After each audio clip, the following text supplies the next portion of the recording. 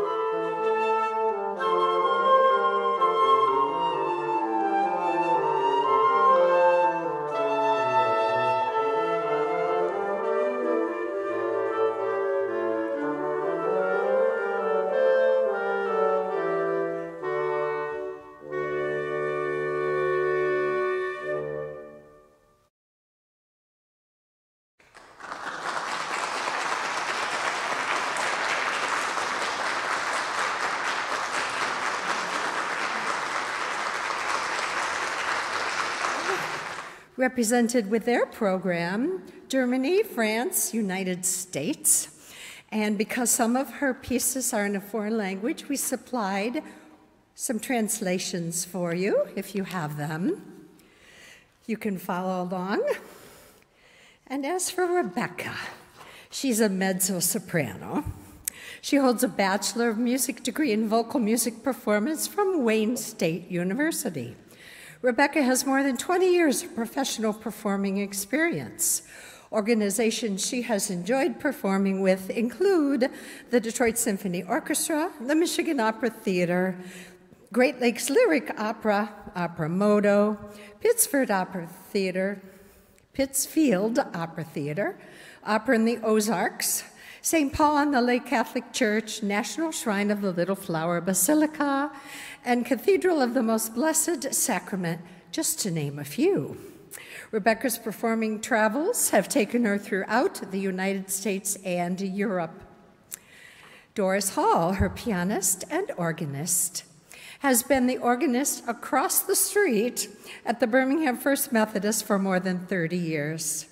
Doris's music degrees are in music theory and organ performance, and they are from the University of Michigan and Wayne State University. Ever since her student days, she has pursued her love of accompanying solo musicians, especially singers. Oh, we love you, Doris. She accompanies many of the choirs at her church, is the accompanist for the Detroit Lutheran singers who have performed in this beautiful space, and is now a member of the chamber ensemble Terra Voce. Doris is very grateful for all of the ways she can continue being a collaborative musician.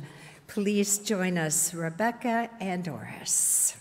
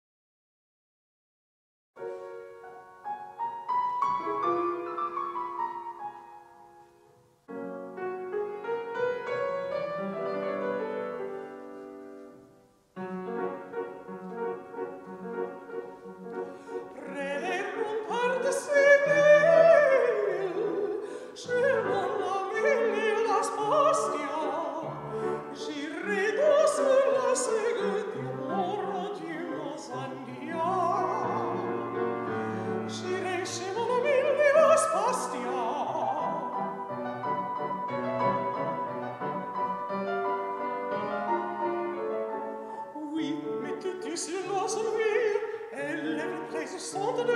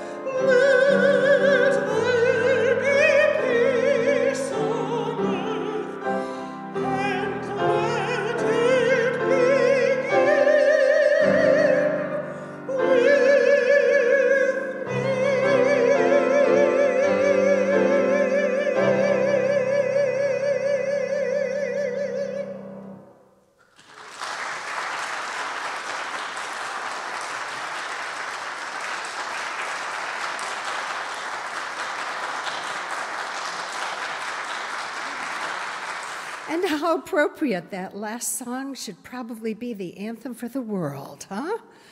In light of what's going on, that's wonderful, yes. Okay, Susan Wheatley. Is she behind me? Susan Wheatley has a career as a music educator and concert pianist, serving on the music faculties of Oakland University in Michigan and Indiana University of Pennsylvania. She has been invited as pianist throughout the United States, Canada, Europe, and Asia. As an educator, she has an interest in the music of women composers, performing the music of Lily Boulanger, Amy Beach, Germaine Taillefer, Ruth Crawford, Judith Simon, Margaret Bonds, and Florence Price, among others. Internationally, her piano performances include premieres of Daniel Perlongo's works in Salzburg, Madrid, Zagreb, South Korea, Buenos Aires, and Helsinki, Azerbaijan, and Estonia. She lives in the foothills of western Pennsylvania, where she enjoys playing the piano works of her husband, Daniel Perlongo. And she is a member and frequent performer for College Music Society concerts. Okay, now we have pieces by women composers. If you look, Marian McPartland, Mary Lou, Valerie, Alice Coltrane. Isn't this interesting? Just women are finally getting some exposure in the arenas that they should. So it's a sampling now that Susan is giving us of women jazzers. We're hearing some jazz now, who were featured on a broadcast of Marian McPartland's piano jazz from 1978 through 2011. I never heard that. I would have listened if I had known. The radio show was the longest-running cultural program on NPR. I should have known. English-born, McPartland played vaudeville during World War II, married an American jazz trumpeter, then joined the New York City jazz scene. In her 60s, she initiated the famous piano jazz broadcast and hosted about 600 jazz greats, and over 25% were women, notably women of color. So today's selections are Kaleidoscope, Twinklin. Mary Lou Williams toured widely with Duke Ellington, and she was the very first guest on Marianne's show. Portraits in Jazz by Valerie Capers, which gives a taste of jazz, Ella Fitzgerald's, and Billy Song for Billie Holiday.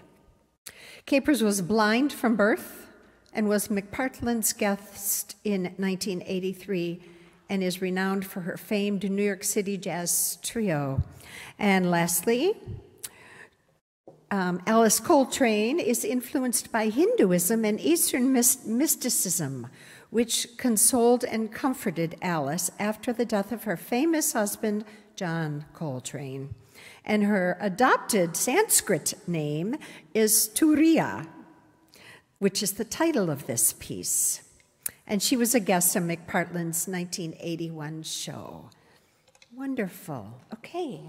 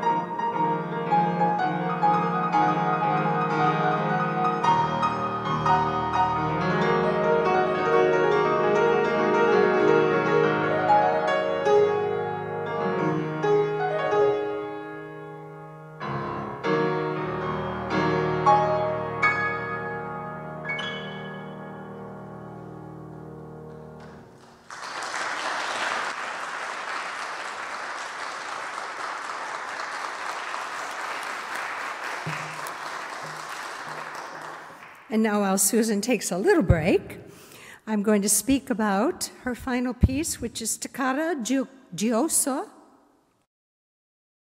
Gioiosa. Yes? Gioiosa. By Daniel Perlongo. And it's a premiere of his last work. Susan says that performing this piece evokes in her expressions of joyfulness, delight, and gratefulness for her husband's creativity and musical talents.